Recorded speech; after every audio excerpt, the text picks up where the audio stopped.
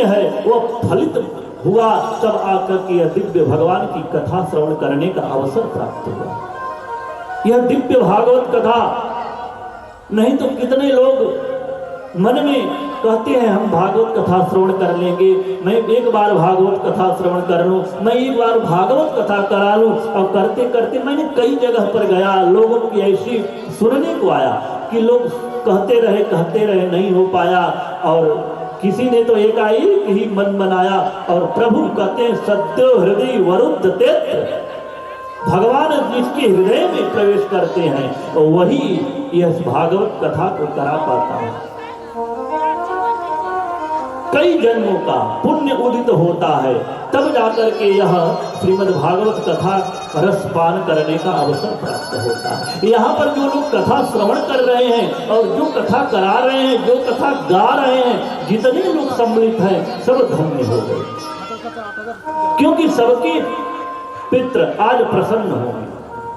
क्योंकि आज जब कोई अनुष्ठान होता है घर में हमारे, जब कहीं, तो वहां पर पितरों का निमंत्रण दिया जाता है और पितृ आते हैं और पितृ उत्सव में भाग लेते हैं और प्रत्यक्ष रूप में। लेकिन सब जिस घर के लोग यहाँ कथा श्रवण कर रहे हैं, जिन लोगों ने अपना इस बहुमूल्य समय दिया है कथा में, जिन लोगों ने और धन और अपना मन तन सब कुछ अर्पण किया है, आज उसके सब पितृ प्रसन्न होंगे। क्यों प्रसन्न होंगे? क्योंकि जब भगवान की दिव्य मंगलमयी कथा होती है, जो लोग सम्मिलित होते हैं, तो आज नारायण भी पितृलोक में जाते हैं। पितृलोक में नारायण जाते हैं और जिसके घर के लोग कथा श्रवण करने के लिए आए हैं और जो लोग कथा करा रहे हैं, उनके पितरों को जाकर के सिर पर हाथ रख कर के आशीर्वाद देते हैं, उनके कंधों पर अपना कर कमल रख देते हैं। और बताइए कि जिसके कर सिर पर कर कमल हो भगवान का, ब्रह्म का, परमात्मा नारायण का, वो कितना आनंदित होगा, वो कितना प्रसन्न होगा। अगर एक कोई नेता आ जाते हैं, अगर प्रधानमंत्री हमारे सिर पर हाथ रख दे तो मिला ले, तो हम कितना वाह हो जाते हैं, अरे हमसे तो हाथ मिलाए। और वो एक राष्ट्र का, और वो तो पूरे राष्ट्र का, जगत का प्रधानमंत्री अगर जाकर के पितृलोक में हमारे पितरों के साथ बैठते हैं तो पितृ कितने प्रसन्न होते होंगे। और जब पितृ प्रसन्न होते हैं तो घर वालों को प्रसन्न करते हैं, घर में समृद्धि होती है, कलह समाप्त हो जाता है, विकार समाप्त हो जाता है, घर के लोग बड़े भाव प्रेम से रहने लगते हैं, कलह समाप्त हो जाता है, मन में उन्हें जो अशांति रहती है वो शांति समाप्त हो जाती है, शांति उनके मन में आ जाती है, शांति। और जीवन में पितृ जब तक प्रसन्न नहीं होंगे, हमारे घर में वह सुख शांति समृद्धि नहीं आ सकती। क्योंकि पितरों के पुण्य के प्रताप से हम लोग उनके पुत्र और जो पोते होते हैं, वो उनका पुण्य जब फलता है तो हम लोग प्रसन्न होते हैं। इसलिए पितृ को प्रसन्न, आज पितृ भी प्रसन्न होंगे, यह देख करके हमारे घर के लोगों ने यह दिव्य मंगलमयी कथा श्रवण करने के लिए उपस्थित हैं।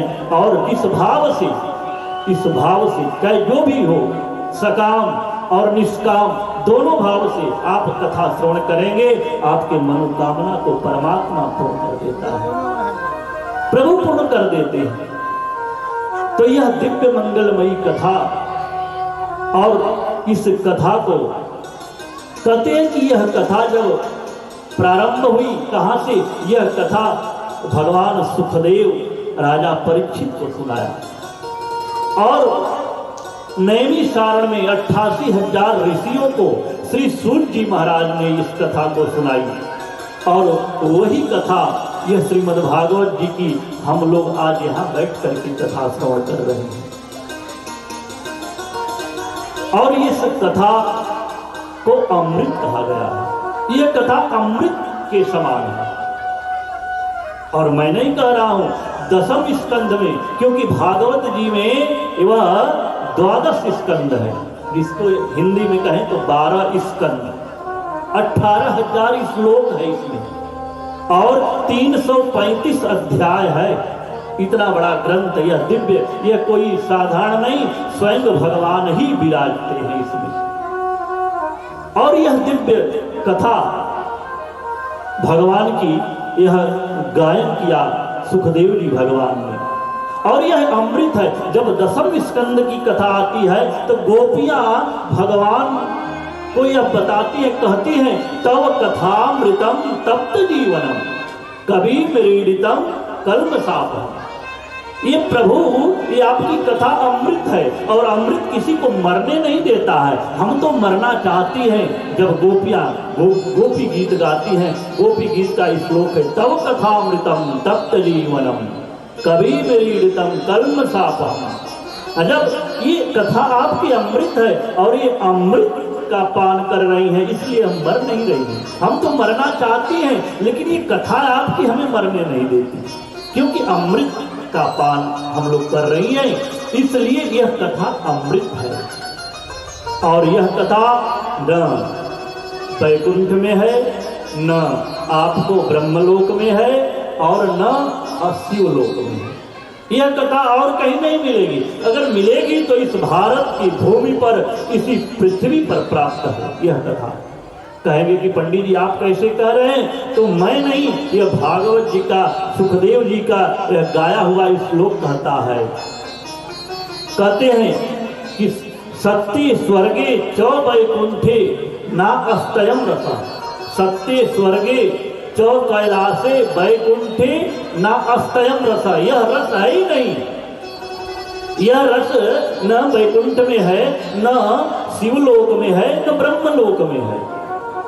तो यह कहा है, कहते हैं कि यह पृथ्वी पर है। अगर इसका प्रमाण भी दिया है, क्योंकि अगर ये कथा अगर वैकुंठ में, स्वर्ग में होती तो देवताओं को कथा श्रवण करने के लिए यहाँ पर नहीं आना पड़ता। कहाँ पर?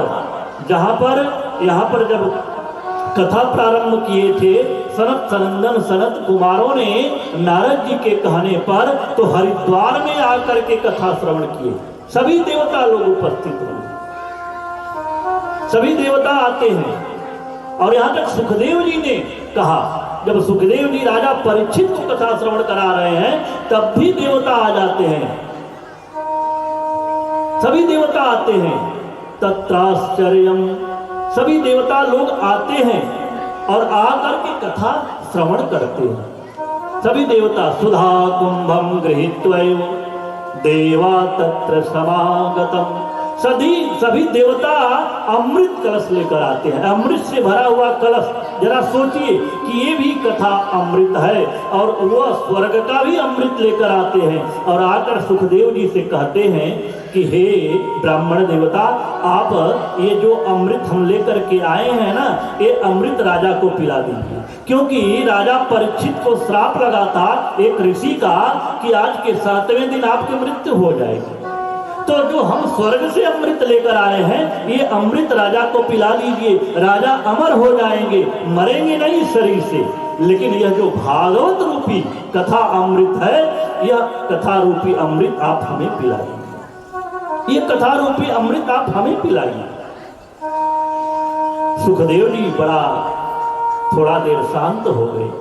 सुखदेव जी ने सोचा कि ये तो गजब के हैं देवता, तो हमेशा अपना कार्य पूर्ण करने के लिए आते हैं, तो ये कार्य कुशल हैं, कार्य कराने में अपना कुशल हैं ये लोग, तो आते हैं और कहते जब हैं। तो उस समय सुखदेव जी ने राजा परीक्षित से पूछा, राजन ये बताओ कि जो देवता स्वर्ग से अमृत लेकर आए हैं, इसका पान करोगे, या जो मैं कथा रूपी, भागवत कथा रूपी अमृत पिलाने जा रहा हूं, उसका पान करोगे?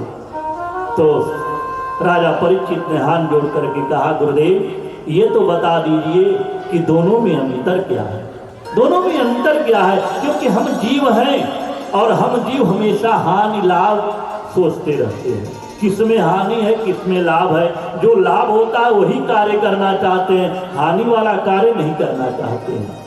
तो हम जीव हैं इस पृथ्वी के, तो आप बता दीजिए कि इस दोनों में अंतर क्या है? तो सुखदेव जी ने राजा परीक्षित को बताया और राजा परीक्षित से कहा, राजन, जो देवता लोग अमृत लेकर आए हैं इसका पान कर लोगे तो तुम इस शरीर से मरोगे नहीं, अमर हो जाओगे। कहा ठीक है गुरुजी। और ये भागवत कथा का क्या महिमा है? कहा भागवत कथा रूपी अमृत का पान कर लोगे तो तुम्हारी जो बिगड़ गई जिंदगी है वो संवर जाएगी, सुधर जाएगी। क्योंकि श्राप लग गया है तुम्हें कि आज के 7वें दिन तुम्हारी मृत्यु हो जाएगी। और सर्प के डसने से तक्षक सप्तमे हनी, तक्षक नाग डसेगा तुम्हारी मृत्यु हो जाएगी। और जो जल में डूब जाता है, जिसकी अकाल मृत्यु होती है और जिसको सर्प काट लेता है वो अकाल मृत्यु में गिना जाता है। अकाल मृत्यु वालों की कभी मुक्ति नहीं होती, कभी मुक्ति नहीं होती है।